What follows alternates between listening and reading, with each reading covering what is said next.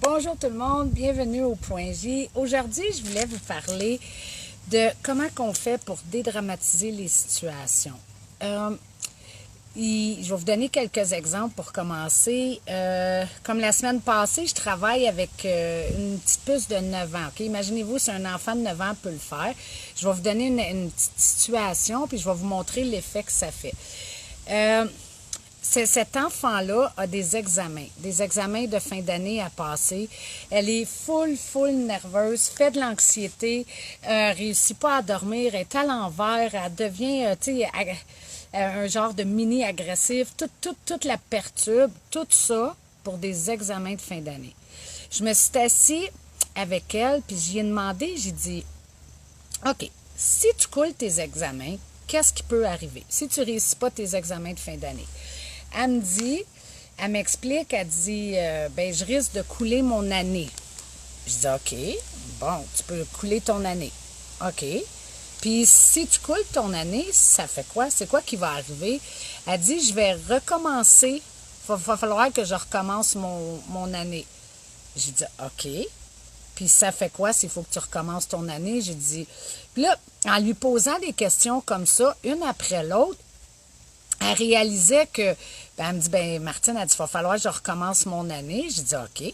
Puis j'ai dit, qu'est-ce qu'il y a de grave s'il faut que tu recommences ton année? Elle dit, je recommence mon année. Puis là, plus j'y posais des questions, j'ai dit, OK, tu recommences ton année. J'ai dit, c'est-tu si grave que ça? Elle me regarde, elle dit, non.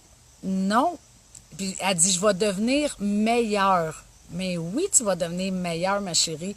Mais là, j'y posais des questions, puis j'ai posé plein de questions à déménage.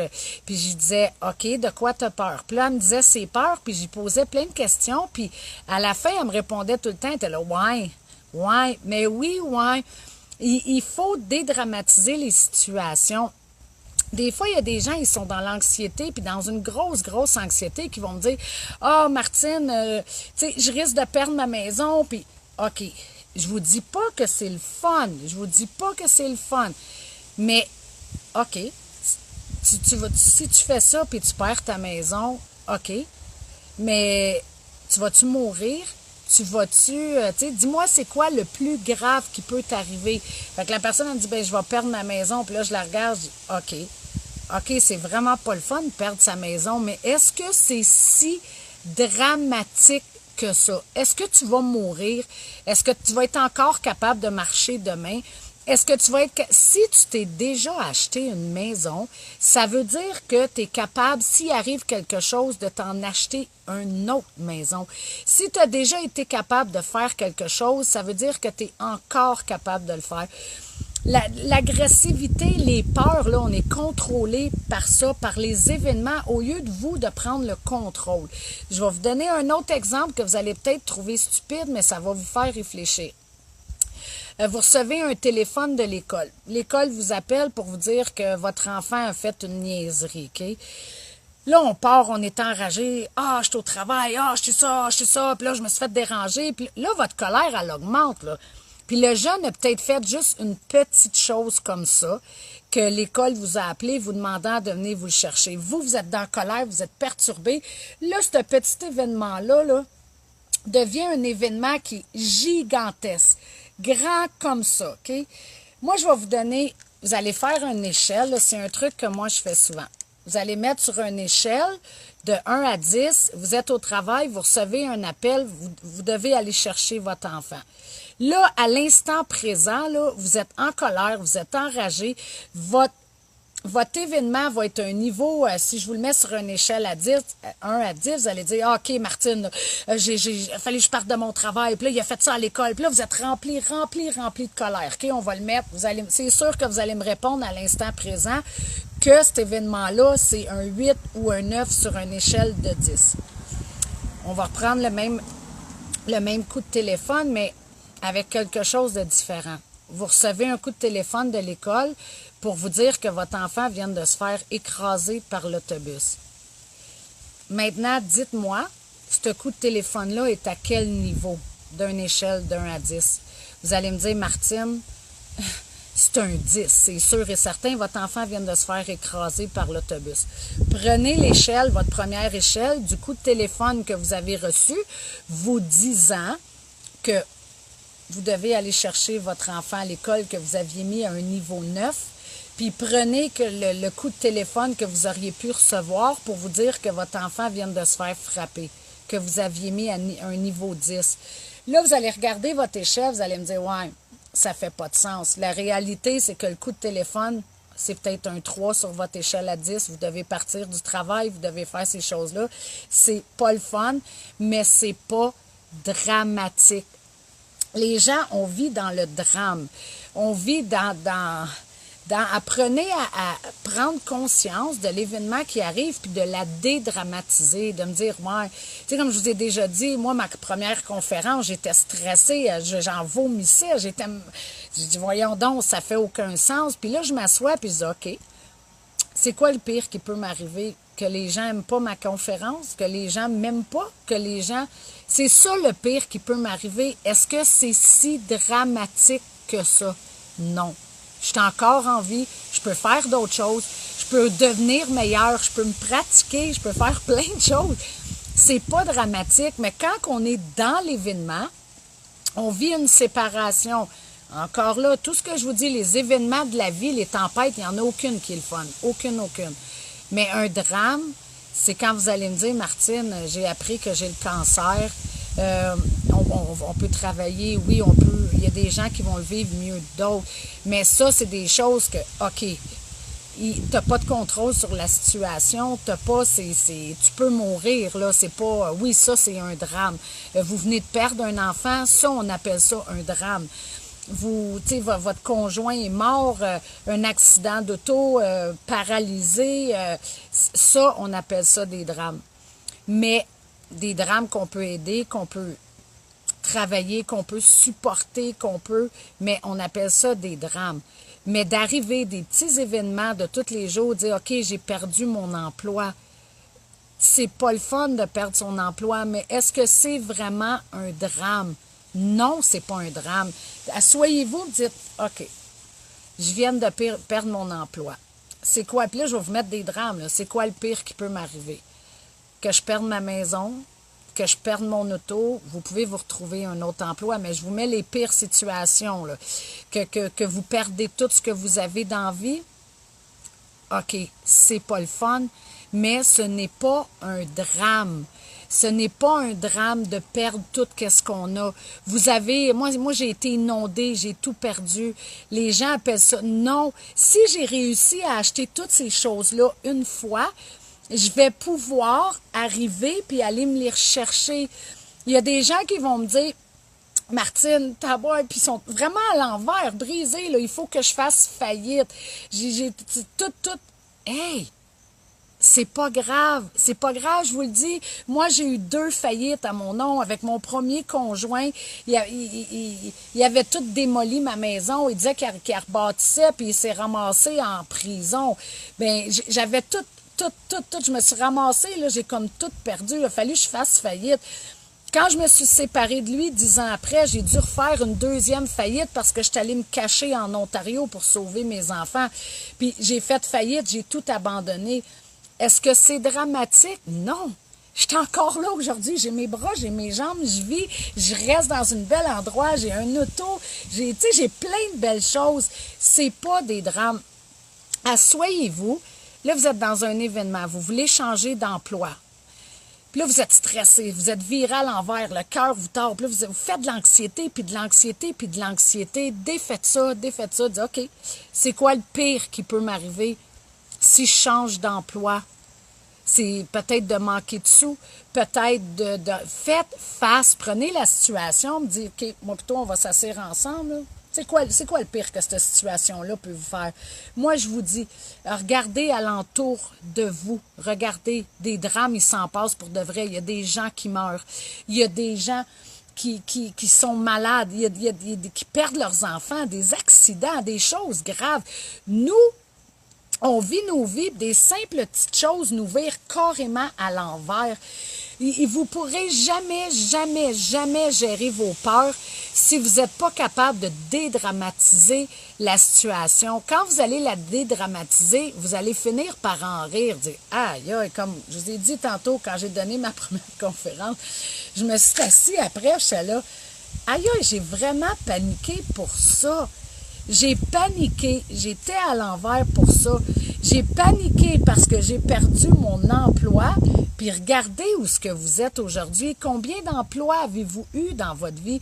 Combien de fois vous avez changé de travail parce que vous vous êtes aperçu que c'était pas le bon? Qu'est-ce qu'il y a de plus dramatique que de rester dans sa merde et d'être malheureux? De passer une vie à être malheureux, ça, c'est dramatique. Parce que vous allez voir, vous allez arriver une journée puis vous allez mourir et dire « Aïe, aïe, c'était ça ma vie ». Il faut savoir oser dans la vie puis dire « Je vais faire ça, je vais oser faire ça », prendre votre peur puis dire « OK, qu'est-ce qui peut m'arriver si j'ose faire ça ». Vous êtes avec un conjoint, une conjointe, votre couple est perturbé. Vous êtes là, vous insistez à rester là. Pourquoi? Pour des peurs. Peur d'être tout seul, peur de manquer d'argent, peur de partir puis de l'inconnu, de savoir, peur de manquer d'amour, peur de... Asseyez-vous puis dites, si je laisse, c'est quoi le pire qui peut m'arriver? Si je la laisse, si on se sépare, c'est quoi le pire qui peut m'arriver? Que vous ne rencontrez pas quelqu'un d'autre? Non. Oui, vous allez avoir de la souffrance. Oui, vous allez avoir un deuil à vivre. Oui, c'est pas facile. Mais est-ce que c'est dramatique? Non. Parce que même si à l'instant présent, quand vous asseyez, vous dites, OK, qu'est-ce qui va m'arriver? Votre tête, elle va vous dire, au plus profond de vous, je ne vous parle pas d'écouter vos peurs, mais si vous vous faites, prenez un crayon papier, dites, OK, si je me sépare, c'est quoi qui peut m'arriver? Que je me ramasse dans un plus petit loyer, dans une petite maison, que je vais perdre ma maison, que je vais me ramasser dans un 2,5? Oui, ça se peut que ça soit ça que ça arrive. Mais quand vous vous asseyez, dites, OK, de rester dans un 2,5.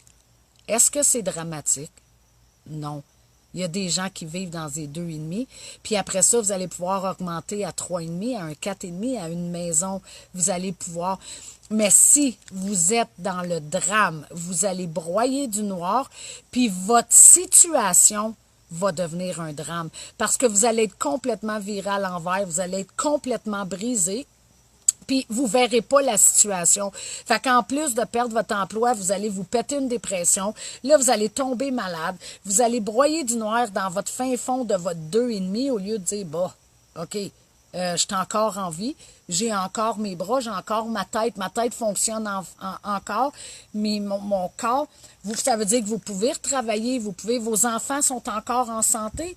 OK, vous vous ramassez une petite gang dans un petit appartement.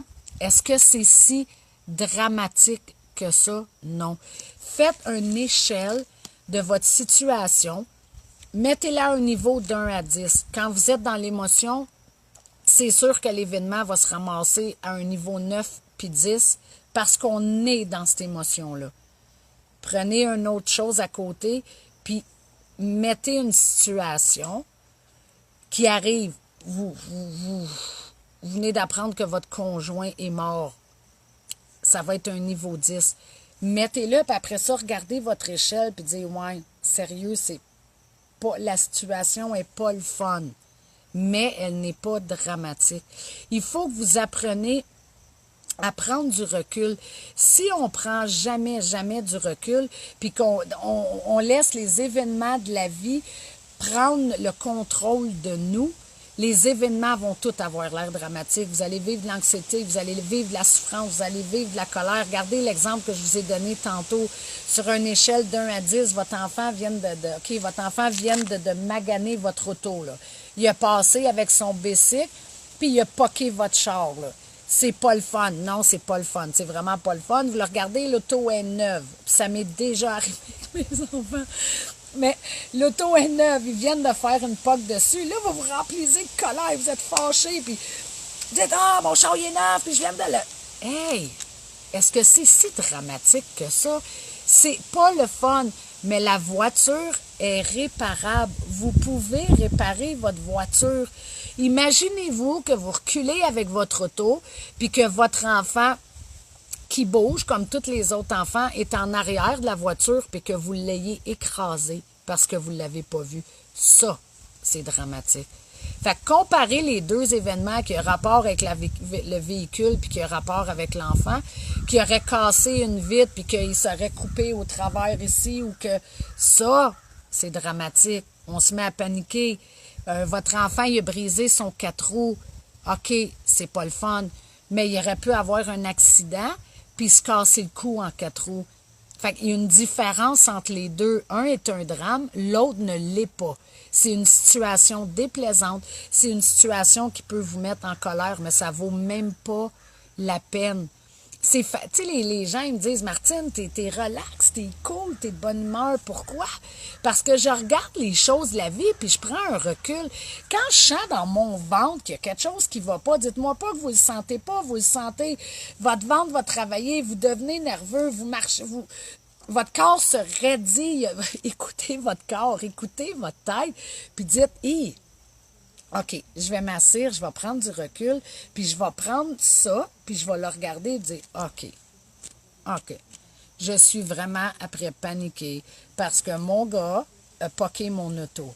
Je suis après virer la terre à l'envers, je suis en colère, je bave quasiment, les voisins me regardent, tout le monde, parce que je suis en colère parce que on a toutes fait des pocs à quelque part dans les choses de nos parents. On a toutes, puis ils ont passé au travers, puis nous aussi. C'est des situations de la vie qui arrivent tous les jours. Comme je vous ai dit tantôt, moi, j'avais été inondée. Il y a des gens qui vont appeler ça un drame. C'est pas le fun. C'est triste. C'est triste, c'est pas le fun. Mais ce n'est pas des drames. Parce qu'on peut tout récupérer. Oui, un temps d'adaptation. Oui, un temps qu'on va manquer des choses. Mais c'est pas un drame. Vous allez tout pouvoir récupérer. Vous allez tout pouvoir avoir des meubles. Vous allez tout... C'est la façon dont vous allez voir les choses qui va régler la situation. Tant que vous allez vous mettre dans le drame, il n'y a rien. Il n'y a rien. Vous allez juste broyer du noir. Puis broyer du noir pour des situations qu'en réalité, ils sont petites comme ça, puis que vous les avez mis grandes comme ça parce que vos émotions puis la situation vous a contrôlé au lieu de vous contrôler la situation. Travaillez là-dessus cette semaine. Faites-en juste un petit test. Faites-en. Quelque chose qui va vous agresser cette semaine. Une décision que vous avez à prendre. Faites le test cette semaine. Prenez crayon, papier, puis demandez-vous si vous faites tel geste, comme je vous ai parlé tantôt de la petite puce à l'école qui fait de l'anxiété pour ses... Elle est complètement virée à l'envers, là. Elle n'en pas dormir, elle n'en pleure tellement la peur de l'échec, puis la peur parce qu'il nous implique ça dans la tête. Ouais, mais là, tu passeras pas ton année. OK, puis... Oui, on veut qu'elle passe son année. Oui, on travaille fort, mais est-ce que ça vaut la peine d'avoir cette anxiété-là? Puis d'avoir brisé son anxiété quand je viens de demander, Tritri, c'est quoi le pire qui peut t'arriver? Elle me dit, Martine, c'est de couler mon année. Oui, mais savez-vous quoi? Quand on a enlevé sa peur, là, elle a eu 90% dans son examen. Parce que la peur et le drame étaient partis à elle de voir cette situation-là aussi grave. Elle ne l'était plus. Puis parce qu'elle ne l'était plus, elle est devenue calme. Quand elle est devenue calme, sa tête était là, puis elle a pu trouver les bonnes réponses. Puis si elle n'aurait pas trouvé les bonnes réponses, bon, il dit, c'est pas grave, est-ce que tu as fait du mieux que tu as pu? Est-ce que pour toi, puis sais-tu quoi? On va leur pratiquer, puis tu vas devenir meilleur. Mais l'enfant qui regarde les parents, puis qu'on fait tout, on voit tout comme des drames, puis qu'on s'emporte ou qu'on pleure pour plein de choses que, oui, on peut être triste, mais on voit les choses plus dramatiques qui sont... Tu sais, moi, j'aime ça. Tu regardes, puis il y a un feu, puis tout le monde est sorti. C'est dégueulasse. Le bloc a brûlé. Là, mais tout le monde est sorti en vie. Ils sont tous en vie. C'est comme, OK, wow, regardez les choses autrement, puis je vous le dis, ça va vous aider à passer au travers des événements, puis ça va vous libérer de tellement d'anxiété, puis de mal que vous pouvez vous faire, puis tellement de peur que vous avez que dans le fond, ils valent même pas la peine, ça vaut même pas la peine d'avoir ces peurs-là, parce qu'ils sont, la plupart du temps, puis on va dire à 95, 96%, toutes ces peurs-là sont irréelles parce que notre tête a fait des scénarios. Mettez-en des scénarios pires, comme je vous ai dit tantôt, puis vous allez dire, ouais, dans le fond, c'est pas si pire que ça, là. Le pire qui peut m'arriver, c'est de perdre ça, ou qu'il m'arrive ça, ou qu'il se passe ça. Dans le fond, c'est quelque chose que vous êtes tellement puissant, c'est des choses pour lesquelles que vous êtes capable de passer au travail. Faites-les l'exercice. Quand je vous donne des exercices, faites pas juste m'écouter. Essayez de les mettre en pratique pendant la semaine. Dites, ouais, OK, je vais le faire. Prenez crayon papier, il vous arrive quelque chose, écrivez-les, puis à côté, mettez-les ce qui pourrait vous arriver, puis mettez quelque chose de dramatique, comme je vous ai donné les exemples d'auto, ces choses-là, puis vous allez voir que vous allez partir à rire et dire, aïe, je capotais juste pour ça. Fait que c'était mon message d'aujourd'hui. Là-dessus, je vous souhaite une bonne journée. On va se retrouver demain à la même heure, à 12h15. Fait que je vous souhaite une bonne fin de journée, tout le monde. Bye!